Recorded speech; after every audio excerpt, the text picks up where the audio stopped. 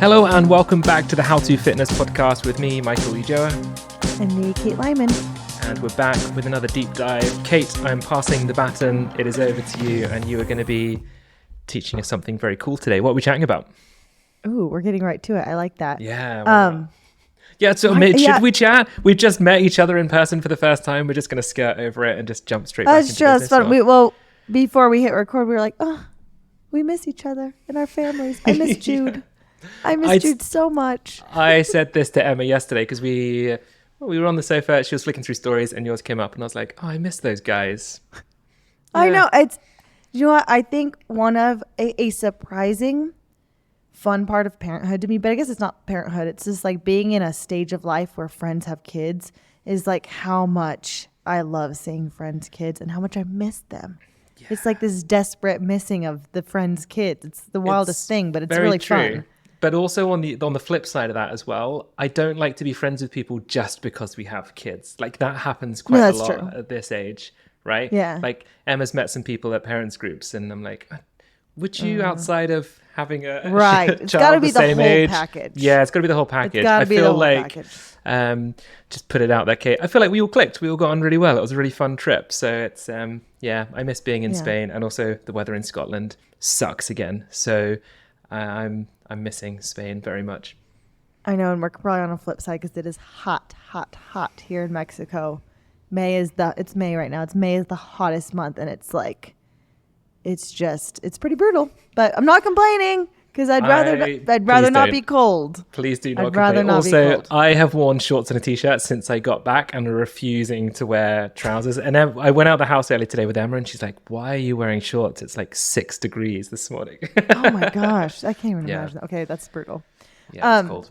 But do you know what we're going to get right into it because, surprise, I've prepared too much information and we got it. I mean, every minute counts here because I have a lot I want to talk about today. And I also I have my full script and I'm going to have to on the go cut out things to make the time work. So there's no time to waste here. I'm excited. Let's do it. Okay. I'm going to start with a question for you, Michael. First, what is your appetite like when you're stressed? Does it change? Yeah, it does. And I don't stress eat. I'm the opposite. If I'm stressed, I will not eat anything. Okay. I really struggle to eat when I'm stressed, which is not good. No, it's not at all. Mm-hmm. And I think that's more minority than most of what we're going to talk about today, which is kind of a tendency to stress eat. But according to some statistics I have looked at when researching this podcast, it seems a lot more males go towards that tendency not to eat, while a lot more females are stress eating, which is interesting. That's interesting.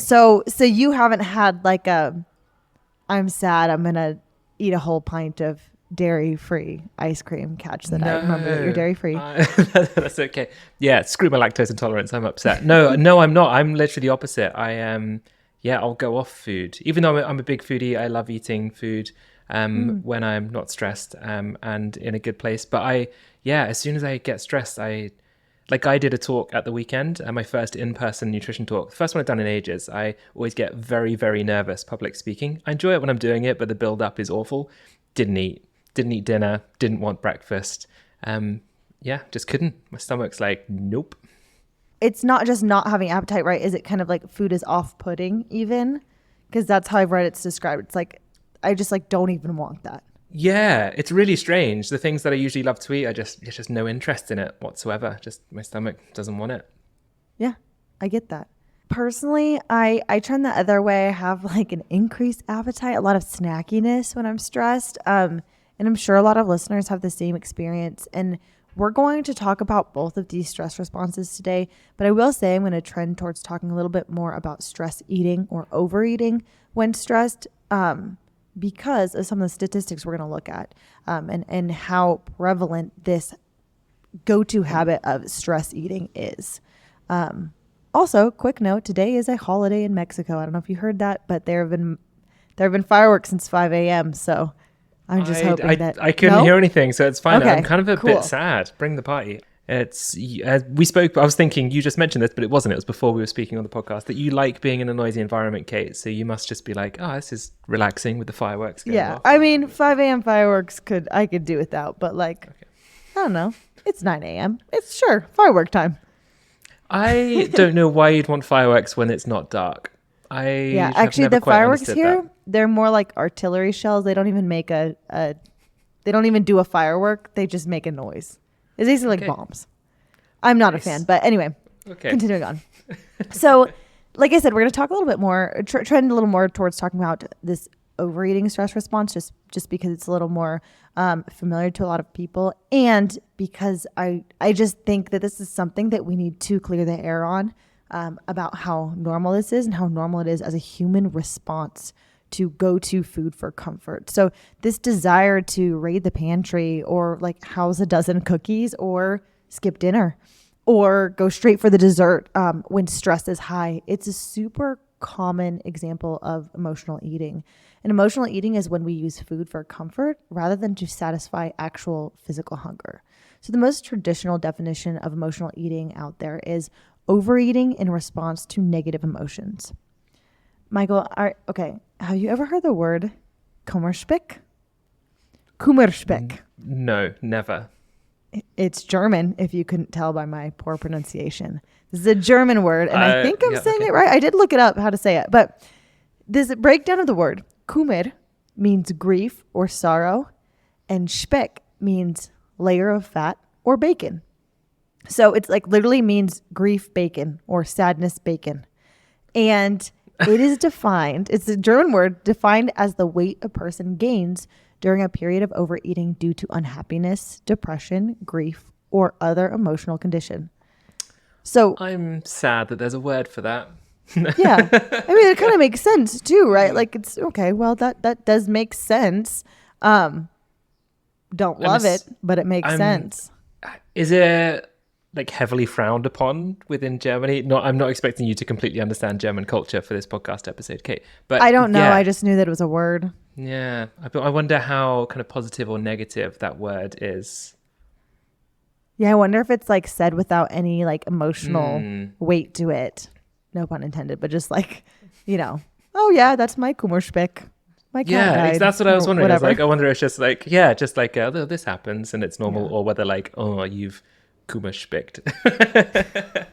I don't know. Okay, note to self, I'm going to look that up because I'm very curious. I'll put it in the show notes. Yeah, so awesome.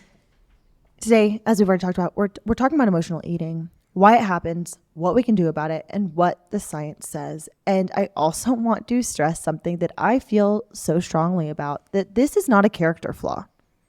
This is not something wrong with us if we turn towards not eating or overeating when we're feeling emotional. This is a normal human experience. And there's so much nuance in this topic because it crosses so many disciplines. But I'm going to tackle what I can, given these time constraints, and give you as much as I can. This is something I talk about so often with clients. It's something that feels so near and dear to my heart. So I just want to say all the things. So rein me in when needed, okay? No, I won't rein you in. It's funny, isn't it? Because I think when collectively as a population, as a species, so many people do it, but we always think of it as like a personal flaw, something that we failed at. Like, surely it can't be. Like, there must be a reason that this always happens, right? Right. Yeah, exactly that. We're going to talk about it. And we're going to talk about a lot of, okay, never mind. Just a lot of different things. I'm just so excited. Okay. So while the concept of emotional eating can really be quite simple, it's truly such a broad topic. It's studied in clinical psychology and social psychology, public health, nutrition science, metabolic science, and more. Among all of these various disciplines, there's a lot of different theories around emotional eating. And I want to spend less time talking today about these theories and more time talking about application itself. But I'm going to add a breakdown of the theories in the show notes in case someone wants to get into it, because I do think it's really interesting. But first, let's talk about some statistics. So there's this survey called the Stress in America survey conducted by the American Psychological Association. And it covers so much, identifying leading sources of stress, common behaviors used to manage stress, and the impact of stress on our health, both physical and emotional. And not surprisingly, the survey and the APA in general delve into a lot of data around food and movement. So here's what we see in terms of emotional eating. 27% of adults say they eat to manage stress. And 34% of those who report to overeating or eating unhealthy foods because of stress say this behavior is a habit. So it's happening regularly for them. Of the adults who overeat unhealthy foods when stressed, 33% say they do it to distract themselves from the stress. So this is habitual, it's a distraction, it's a management tool for stress. The survey finds that these behaviors are higher in women, who are more likely to report unhealthy eating behaviors as a result of stress. And even more concerning, the trend of addressing stress with food is troubling among teen girls. Among older teen girls, age 15 to 17, 37% eat to manage stress, compared with 18% of teen boys. That's like a really significant difference right there. It's double about. Another interesting trend that honestly didn't feel that surprising to me, thanks to diet culture, is that millennials are most likely to report eating to manage stress. 36% of millennials versus 30% of Gen Xers versus 25% of boomers and just 10% of matures, which I did not know was a class of people. But this, I will also note that this survey didn't take into account Gen Z, so we don't know the numbers for them, but I would not be surprised if it was even higher, because I feel like our exposure to diet culture from such a young age may have something to do with those higher numbers. That's really interesting. Maybe? Yeah, I think so. It'd be interesting to know as well how honest those percentages are. I wonder whether what kind of feeds into the admittance of overeating or eating for stress, especially with guys, is I wonder how they were reporting it and how they took note. Because I wonder if guys were like, no, I don't stress eat. No, that's not me. When in reality, they probably do. So, yeah, those stats are pretty terrifying, especially for the younger girls. But it's, as you said, it's not surprising either, sadly. Yeah, and we also see, according to the Stress in America survey, that the percentage of those skipping meals is also higher in teen girls and in millennials. So it goes both ways. And basically, these are just higher percentages of this disordered eating response in response to stress. So something I want to make clear here is that I'm not talking about stress as just like, ugh, I had a bad day at work stress, right? Like that's true. But also stress encompasses feeling lonely or this emotional turmoil you may feel. And then it's also work stress or relationship stress or caretaking or whatever that may look like. So we're talking about a breakup, financial issues, feeling unfulfilled in your personal life, feeling dissatisfied with your body or with a relationship. It's a lot of different things that contribute to stress. And I think it's pretty rare that someone comes home from a high stress day like, I would like a chicken salad now, right? Typically, when we're in these high stress scenarios, we want comfort food. And there is nothing wrong with that. There's nothing wrong with eating foods that nourish us emotionally. But it can become problematic to our health, to our relationship with food, to our trust in and around food, if we consistently use these less healthful foods, like what one would consider junk food, as the way to regulate our emotions.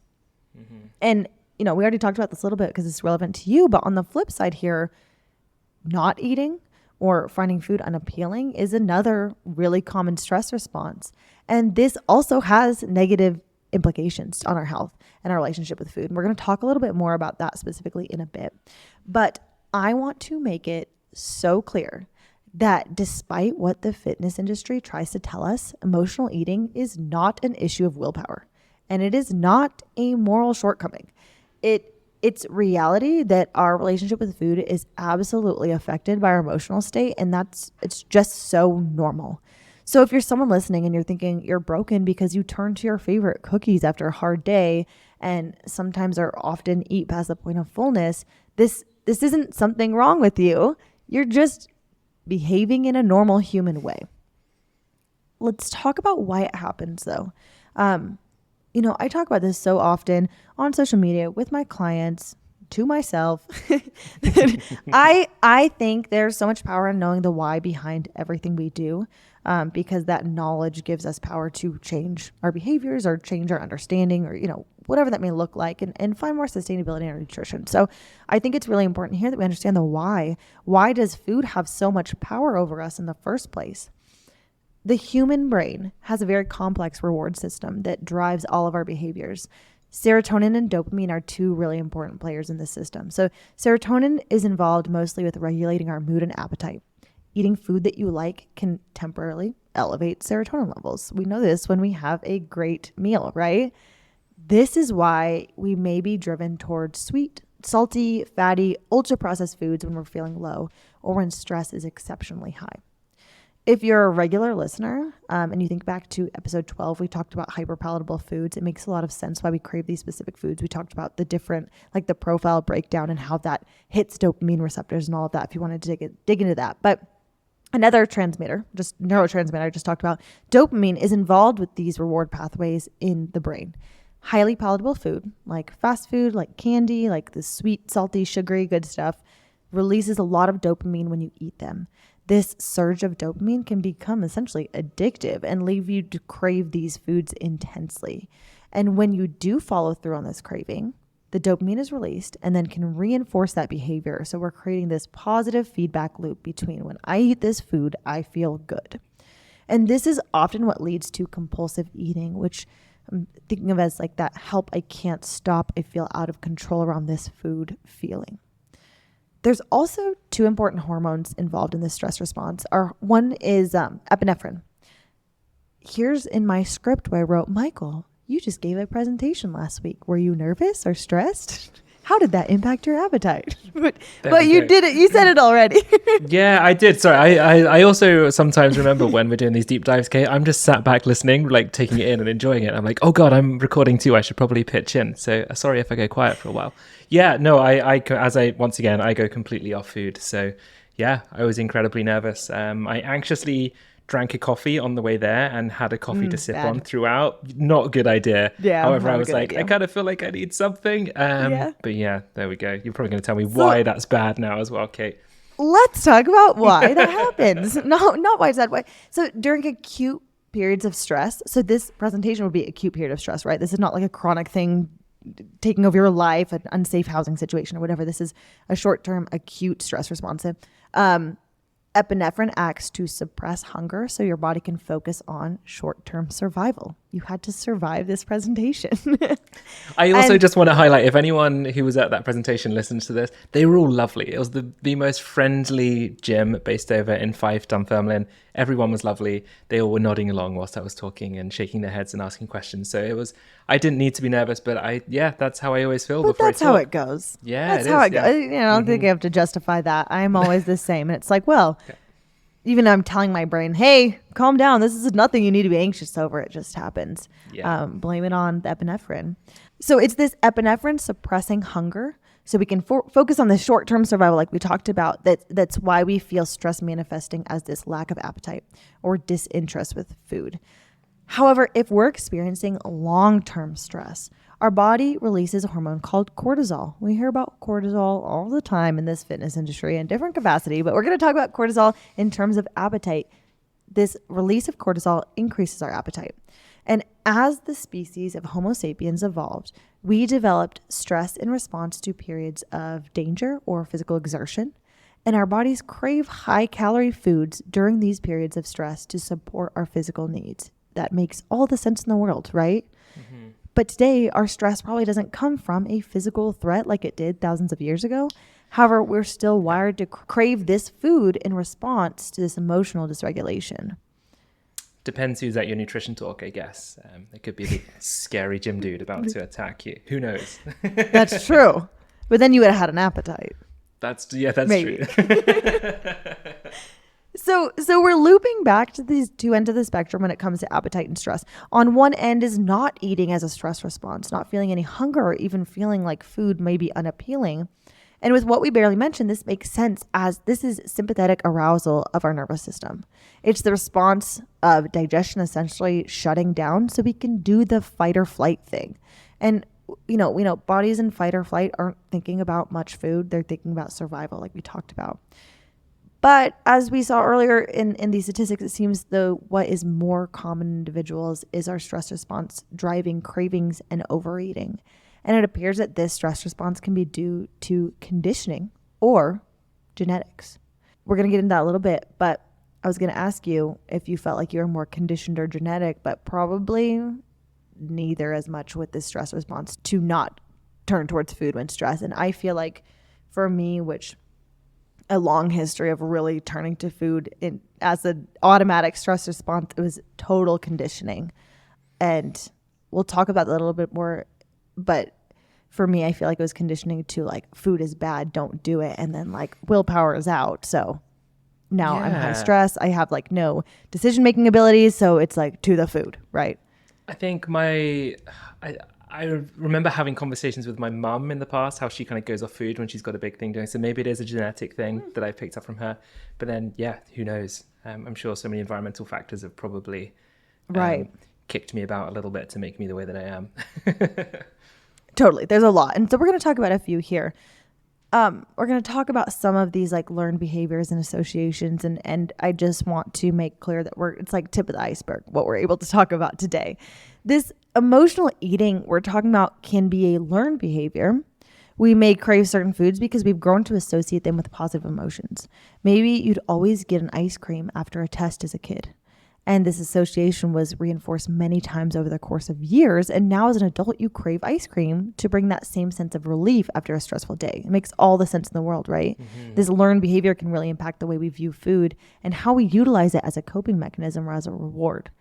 On the other hand, there's also this genetic component here. Stress can kind of unlock this compulsive eating tendency.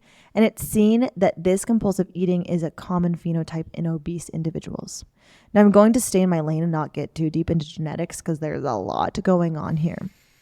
But the reality is that whether it's lifestyle and conditioning or genetic predisposition, food as a coping tool and this tendency to utilize food to deal with stress is a dysregulated stress response. It doesn't matter what our response is. This is a dysregulated stress response.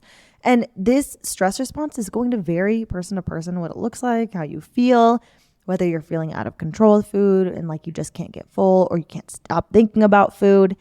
And as I've delved more into this topic, researching this episode, it's become so upsetting to me that we use and have ever used the phrase like eating our feelings, which just feels so high shame-based diet culture-y. Mm-hmm. Don't you think? It does, yeah. And I always love it when genetics come up because I think it's a topic that we need to speak about more. I think some people view you talking about genetics as you like giving people a pass or there's an excuse or whatever, but I don't. I think it's incredibly empowering. I actually had a conversation the other day with someone around this topic, and she said she was trying to lose weight, and she said, I come from a family we're all quite large, like genetically, my mom and grandparents, we all have the exact same body type. And she's like, oh, does genetics play a role in me trying to lose weight? And I was like, absolutely. Like it plays such a huge part, and you can see the kind of relief in the fact that, oh, okay, it's not like all on me the way that I look. Like this is just my build, and everyone's fighting a different battle. And I love it when genetics come up on all the topics we talk about, Kate, for that reason. I think it can just be such an empowering tool, especially within the fitness industry that's shamed people because it's all on you because you're lazy or you just, I don't want to go to the gym, or you just have really bad eating habits. Like I love that this bit comes up. So a little tip of the hat to you, Kate. Thank you very much.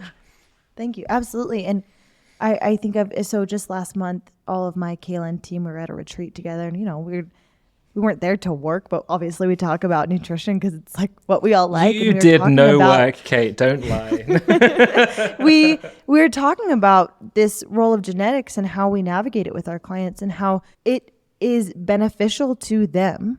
Obviously, this is individualized, but for the most part, to say, hey, this sucks that your genetics make this harder. Your metabolism's kind of working against you, as opposed to this other person who seems to have this really reactive metabolism and yada, yada. It seems easier for them. Let's work within that context and let's acknowledge that that is a factor. And this is not you not doing enough or not you not working hard enough, because that's not it. Yeah. And in a little bit, we're going to talk about what we do with this information. And what I found that is so, so interesting is that with this more genetic predisposition, there are different ways that we can navigate this challenge of this compulsive overeating that are more impactful than if we were just navigating it as like a bad habit. Coming soon. Yeah, okay. And it's also for like every fitness goal, right? I know it's always tempting when genetics comes up to just focus on weight loss because that seems to be the thing that everyone talks to us about. But it can be the same in running ability, your ability to put on muscle, the types of foods you like to eat, and your reaction to certain foods and different supplements. And it's it's a really cool topic. And we should get a geneticist on in an area of one of these things we're talking about, cakes. I think that would be a cool discussion. That'd be really point. fun. Yeah, That'd be really fun. I like that. Let's get on that immediately after this. Okay. So I'm going to swerve a little bit. I want to touch on just social influences for 1 second. So negative social comparison is associated with an increased risk of emotional eating. And I think we can just take that sentence and break it down. It makes a lot of sense because negative social comparison is a stressor. But there's this 2023 study that looked at 778 middle school students in China. And they found that these adolescents that engaged in self-comparison via social media were more likely to engage in emotional eating behaviors. And I saw you cringe. I cringed too. Although this study was done in China, I think we have the same patterns in the West. I don't think that's relevant, honestly. Just something to note. Social media can be really influential on kids and teen self-perception, and honestly adults as well. We see that every day. So many of us are under a lot of pressure from peers in the media and diet culture to maintain this certain look, and that's not just stress, but it also really complicates our relationship with food, which is also stress, right? And that's just really upsetting to think about. And if we go back to that statistic about millennials being engaging in these stress-eating behaviors more than these older generations, I don't have all the reasons why. I think I could go into the study and probably figure out what was, predicted to be causal or anything like that. But this makes sense, right? We are exposed to more diet culture. We're exposed to more social media from a younger age. That could be enough. That could be it right there. Yeah, it likely is, right? I mean, we've all seen what's on social media. Let's be honest. Yeah. It's a hellhole most of the time. And following that trend, that would probably mean even more engagement in these behaviors for Gen Z and the generations to follow. And that's just really upsetting to think about. On top of that, I want to touch on cultural norms for a second because how we've grown up plays a huge role here as well. Were you raised in a family that turned to food during rocky periods? Or was your community big on rewarding kids with a sweet treat? Or was fast food a celebration for doing something good or a pick-me-up for a bad day? Like those questions we can ask ourselves and understand, oh, this kind of makes sense why I reach for XYZ on this type of day. Can you think of any of that in your family? I guess so. It's really bad. I feel like I should know. I should have a better answer for this, but I don't actually know, if I'm completely honest. I feel it's a good thing, right? Yeah, maybe it is. I think it is good. I think back to, we're going to get into like a whole episode of me like analyzing my eating habits as a child. Sorry, Mum, if you're listening to this. I know that my mum went to Slimming World. She went to like a weight loss club, so that definitely had an impact of like, this is a Slimming World recipe. It's low calorie, therefore it's healthy, right? So that's going to have had a bit of an impact. And maybe the way that we spoke about our bodies around each other, that probably had an impact too. So yeah, I get that there definitely was things that were said unintentionally, just because that's what everyone thought was the norm and was the right thing to do, right? Focus on keeping our bodies as small as possible and eating as low calorie as possible. But luckily we're kind of realizing that this is not ideal and we should probably shift away from this approach. But yeah, there was probably something, Kate, even if I can't kind of pinpoint exactly which point. It'd be almost impossible if there wasn't. Yeah. I can think of like the church community I grew up was really food centered in that like if you went to like a boring activity, there was going to be food. And so that was like the happy part of it. Do you know what I mean? That makes sense. It was like, oh, if I sit through this terrible thing, maybe I'll get a treat, It was like, like rewarding you for showing up. I'm sure that comes up somehow. Probably, because even to this day, it's like, is there going to be food? Because I'm not really interested in like sitting through something if I'm not going to get rewarded at the end.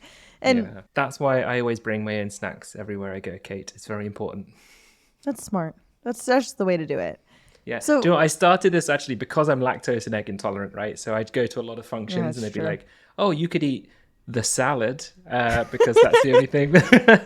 So I'd always just bring my own snacks. Every time I go to a wedding as well, I always take a few snacks because sometimes it's quite a long break between like Oh my ceremony, gosh. schmoozing with drinks, and then it can be a Yeah. long time, right? Take Yeah. your own snacks. It's good. That's the move right there, because I've gotten hangry at one too many a wedding. Yeah. Right? So if you're Like no listening and you're one, about to have a wedding, snacks, please. yeah, because people do canapes, but let's be honest, it's never going to be enough to kind of No. sustain people to be full enough for that. I don't know what the word is. Yeah. Yeah, people are just not going to be happy. Give as much food as possible or take your own snacks, Kate. That's what I do. Little snack bars, a Smart. little bit of fruit. Perfect. So maybe that's been your takeaway from all of this. So this way that we've grown up treating and valuing food, whatever that looks like, it significantly impacts how we think about food as an adult. Like, we know that's true. We talk about it in just about every episode. And these associations we have with food may be stronger than our so-called, air quotes here, willpower to resist them. And this is what drives this feeling of being like out of control when you eat, quote, bad foods that you're trying to avoid. Like you're like, I said I wouldn't eat these, but now I'm like elbow deep in the bag, like I can't stop. And it can cause this guilt and this shame as you try to wrangle with these habits that are really just ingrained values from an early age. And I have to point out here that doesn't mean that they can't change, right? Like, we can change how we value food. We can change these associations we have with food. But also, it's really important to recognize that they exist and give ourselves some context around why we feel this way. And recognize that the issue here isn't, I don't have enough willpower, right? Because I think that's immediately what we jump to. And it's just not giving ourselves enough credit. Yeah, it's just not true. It's as we always say, like, words are so powerful. It always sounds really cheesy, but the way you speak about food can just be just as powerful as like the actual foods that you're eating, right? Absolutely. It's so important that we kind of keep all working to change the narrative, like internally, of kind of how good and bad we are when we're consuming things. Right. And in the end, we're just humans figuring it out. And I think that's the path we need often. Yeah. So let's loop back to that Stress in America survey.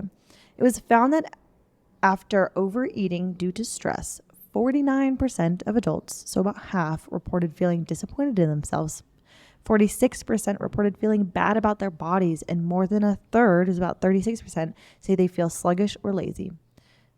Also, after skipping meals due to stress, 24% say they feel sluggish or lazy, and 22% report being irritable. So we're seeing negative outcomes on both ends of the spectrum with whatever your stress response is. And this is where we're sort of dipping into the actual impacts of emotional eating. On a physical level, emotional eating can cause us to consume too many sweet and fatty foods. And when our bodies think we're under chronic stress, we're going to store more abdominal fat as a protective mechanism. We're not talking about this in terms of body composition changes or aesthetics. We're talking about this in terms of the increased risk of conditions like heart disease or diabetes with more abdominal fat. It is negative for our health. We're talking about more higher levels of metabolic syndrome with this chronic compulsive overeating. And hopefully you know that we, as hosts of this podcast and as nutrition professionals, don't talk about or believe in like demonizing foods. We're not here talking about bad foods and don't eat bad foods. We're not talking about having a treat or balance in our dietary choices and the occasional less healthful food options.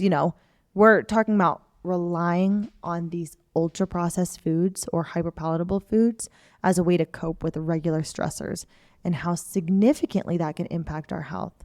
The psychological repercussions of emotional eating include feeling ashamed about your inability to control your eating habits. This guilt can prevent you from seeking help or feeling comfortable around food. And the more that we lean into satisfying these emotional cravings or turning towards food first as comfort, the more we're reinforcing this association between food and our mood. What are we thinking here? Michael, do you talk about this with your clients ever? Yeah, absolutely. I think it's it's difficult for these conversations to not come up, right? And it's difficult, isn't it? Like, you can provide someone with all their healthy eating habits to follow, but I think unless you're really tapping into the reasons why people are consuming certain foods, and really getting into the psychology of it, you're not really supporting someone enough, to be completely honest. So yeah, it is really difficult. But then, as you said, like, it's so individualized and it's so personal to every person that finding the way to help people navigate that can be incredibly challenging. And this is when you kind of hope and need a client to kind of really open up and talk to you about the way that they're feeling about the foods they're consuming on a regular basis. It's tough. Absolutely. And that's going to bring us to what we're going to talk about here, which is like, now what? What do we do with this information? Because I think this, like I said, the why, the understanding these factors that may contribute to these eating habits we have is really important. But now we need to figure out what to do with this information. Because the reality is that this doesn't have to be our go-to management for stress. It can be one of the tools in our toolbox, but we need more tools in the toolbox to protect our physical health, our mental health, our emotional health. And for those utilizing food to alleviate or distract from stress, our goal or the fix is intervening with these behaviors. And that's not going to be a one-size-fits-all solution. Of course, that would be too easy, wouldn't it? Mm-hmm. I want to share something super interesting with you. And this is taken from an experiment by Dr. Alyssa Epple, who is a psychologist and a literal international expert on stress.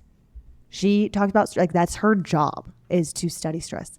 When working with individuals who are navigating stress and compulsive eating, her lab had some people bring in the, quote, junkiest food they could find, like think a Twinkie. And they had the participants eat it slowly and as mindfully as they could.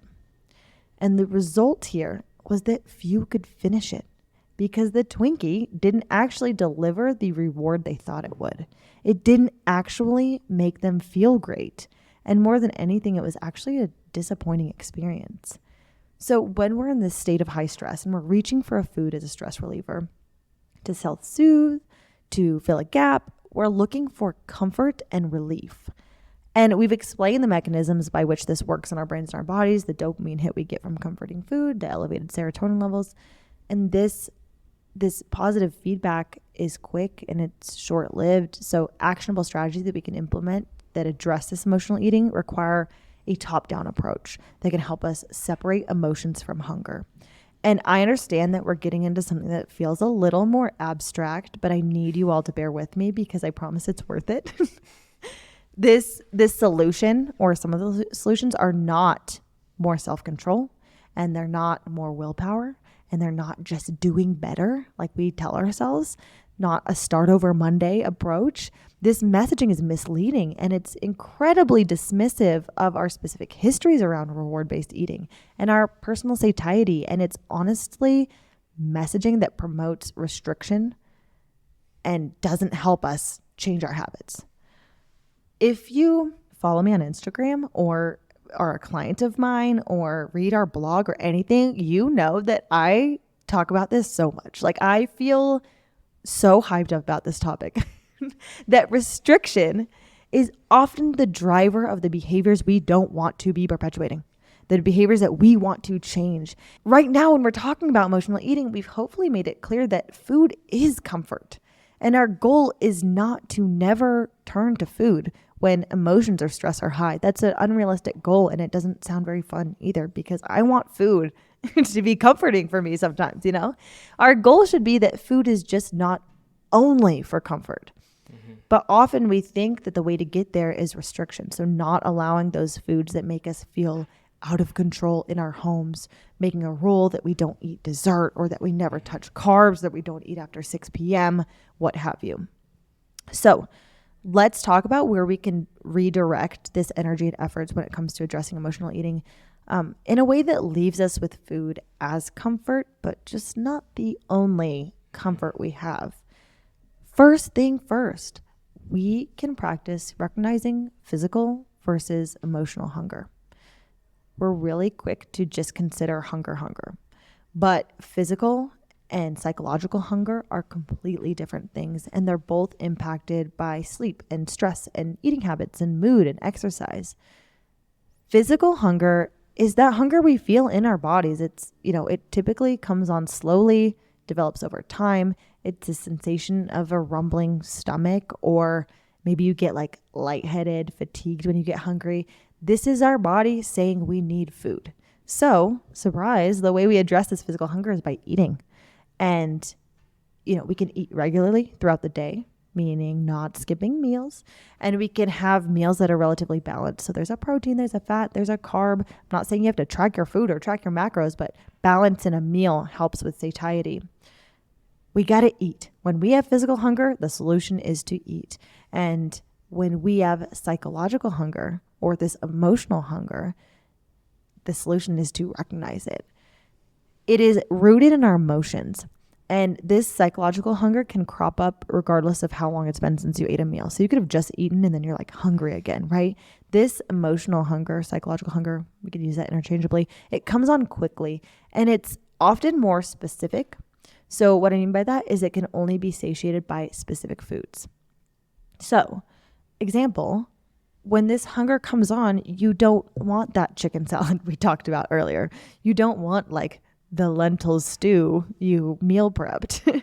You want candy and pretzels, and nothing is going to satisfy you outside of that candy or those pretzels or whatever, that sweet and salty combo you want. So recognizing this hunger is just absolutely key.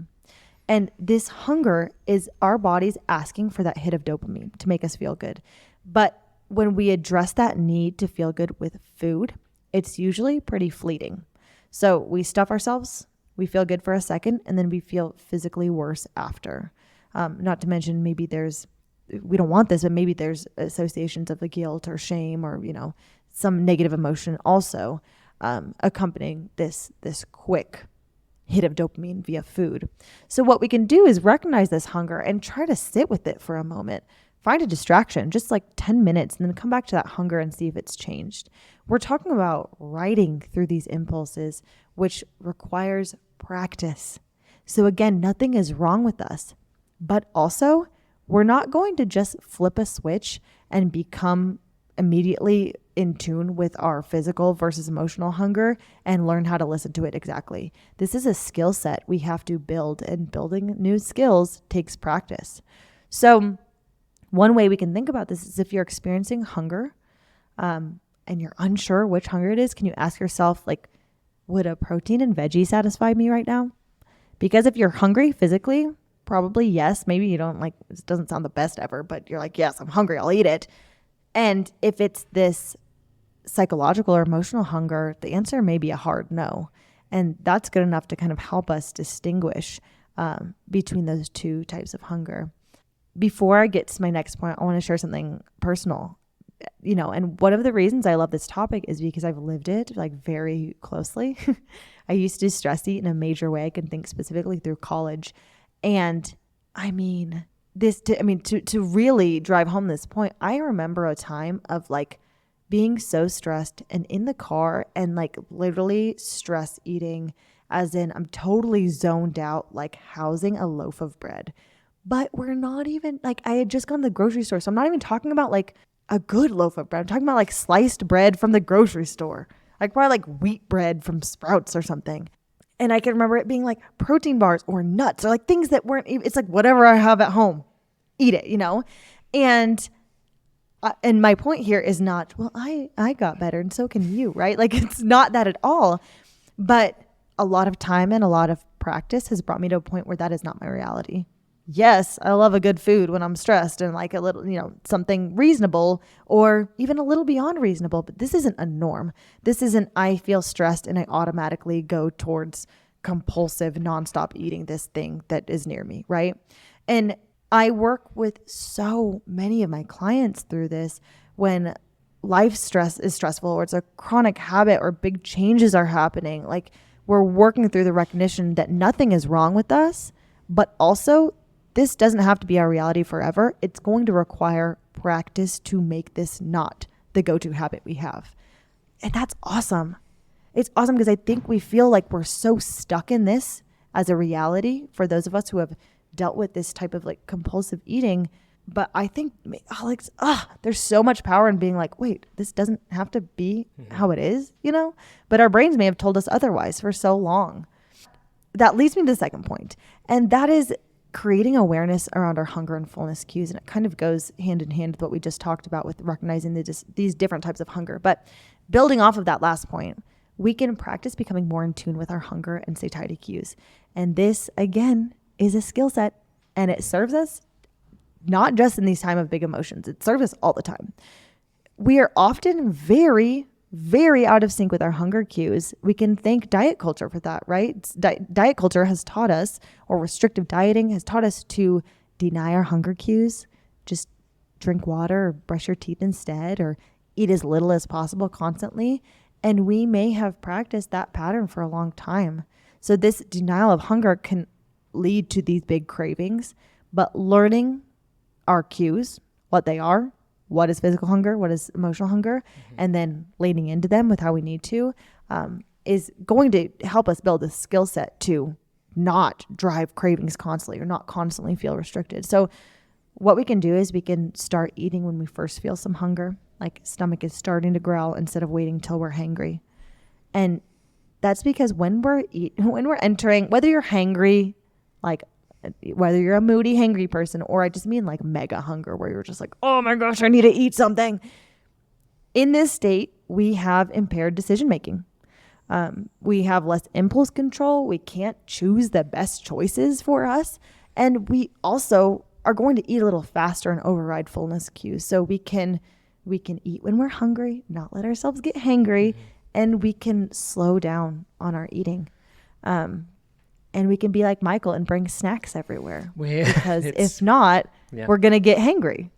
That's solid tips. I like it. And I would say the large majority of clients that I work with that deal with this, it stems from over restriction massively. And that, like you mentioned there about kind of not waiting until you're super hungry to start eating. Usually that comes from a factor of people trying to over restrict and be really good in quotation marks, where in fact, if you actually just addressed those hunger cues early on, it's like when people deny themselves a sweet treat, right? They'll say, oh, I'll eat some vegetable sticks instead, and then I'll have like a really healthy salad thing first, and then they eventually eat the thing that they actually really wanted first, when they could have actually just thought, oh, let's just enjoy this treat that I have and then move on with my day.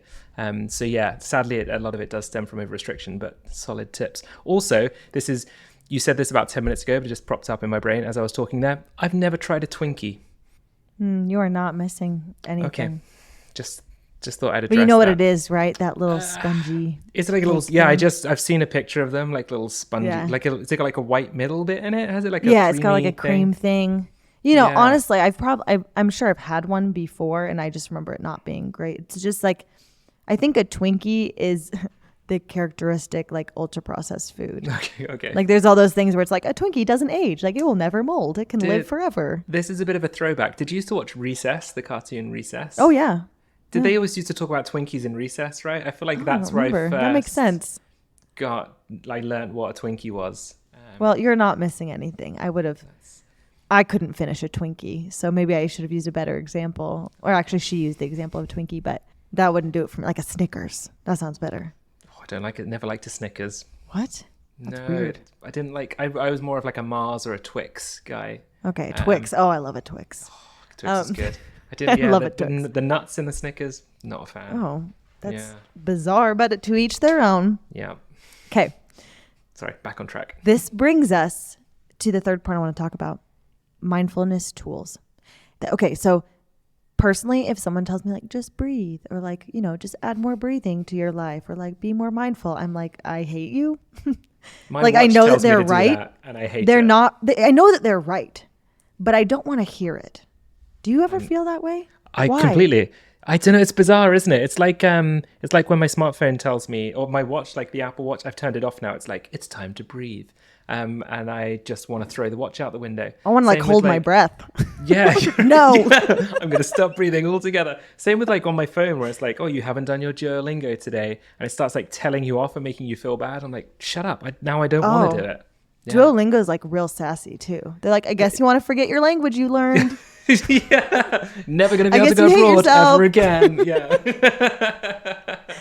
So I don't know. Maybe I'd be interested to hear if that's a common response, but I just feel like mindfulness. Yeah. You know?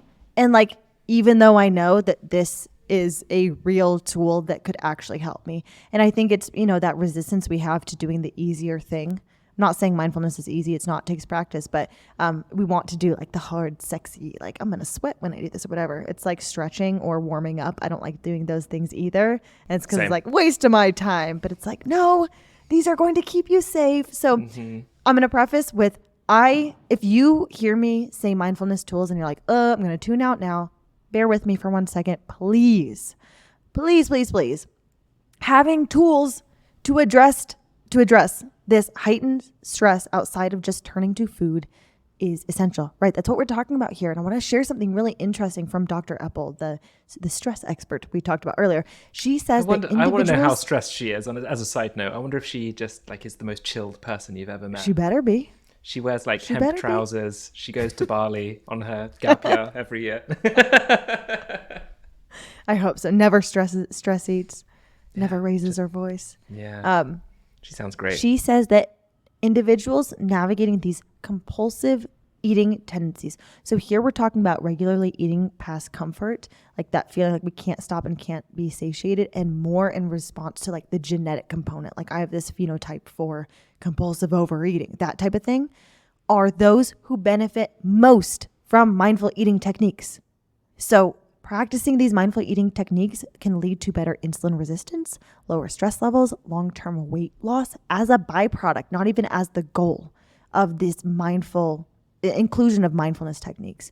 And there's a lot of overlap here with these points we're talking about. Mindful eating encompasses honoring our hunger and fullness cues, as we just talked about. It refers to eating undistracted. So not on the phone, not in front of the TV, connecting with our food, considering where our food comes from, and eating slowly and carefully. And that brings us back to that Twinkie, right?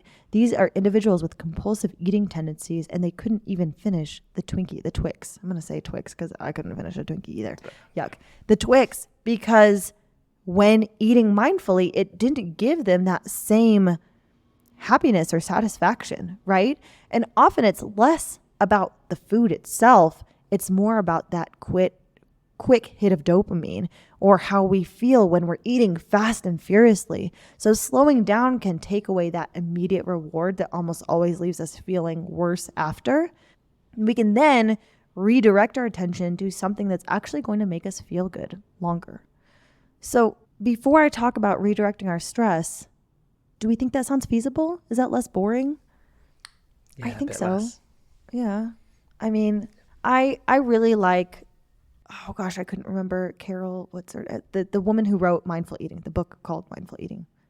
I'm mixing it up with Carol Dweck, who wrote the mindset book, not growth mindset. So anyway, I can't remember, but in there, she gives a lot of mindful eating tips, and some are like count your bites and things like that. And I've always been like, I'm never going to count my bites. But really, if we implement a little more slowness, less distraction, those can go a really long way. And then I'm just taking so much time. I want to talk about redirecting our stress. And I'm going to try to really wrap it up, even though there's so much we could talk about. So when we're talking about stress, we're talking about how our sympathetic nervous system is aroused, and we're probably feeling that through anxious feelings or higher heart rate or a funky appetite. And reaching for food can feel so good because it's bringing down these stress levels, giving us that dopamine hit. But like we're talking about, food isn't the only tool we have here. And when we're talking about bringing down our stress levels, we're really talking about activating our parasympathetic nervous system, that rest and digest process. And I like to talk with my clients about buffers we can practice that put us between stress and food. And I mean, like literally taking a moment and doing something else before we just reach for the food. And that can be deep breathing, calling someone, singing like a little jam sesh. That always sounds nice to me. A cold shower, or my favorite is washing your face in cold water. A short walk, a few minutes outside. And these buffers work because they stimulate our vagus nerve, located at the base of our cranium, that connects through all of our body. And this is what helps us activate that parasympathetic nervous system. I learned all of this actually from one of my Kalen coaches, Whitney. And an interesting one she taught me is that gargling or humming especially activates that vagus nerve. So it really brings down our stress levels. Must be something about, how that movement impacts us. Awesome. Yeah, right? And these are short-term buffers we can use in these hard moments while we focus on just bringing the overall stress level down, and then we can reach for food because we'll be in a place where we can be a little more mindful about our intake. Our allostatic load refers to the cumulative burden of chronic stress and life events that we're dealing with. So if we are chronically navigating top levels of stress, it's going to be harder to not turn to food for comfort. So we can focus on bringing down overall stress levels how we can.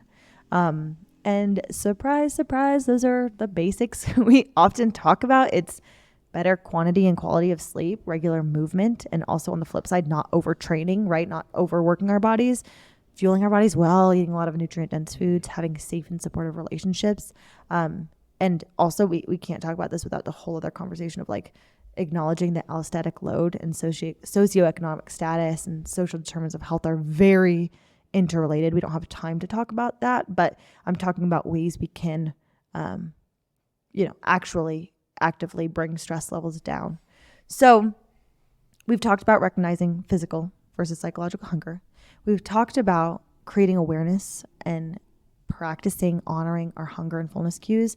We've talked about implementing mindfulness in a non-boring way and redirecting our stress with buffers, as well as lowering chronic stress how we can. And now we have no more time, but I could talk forever. What do I do?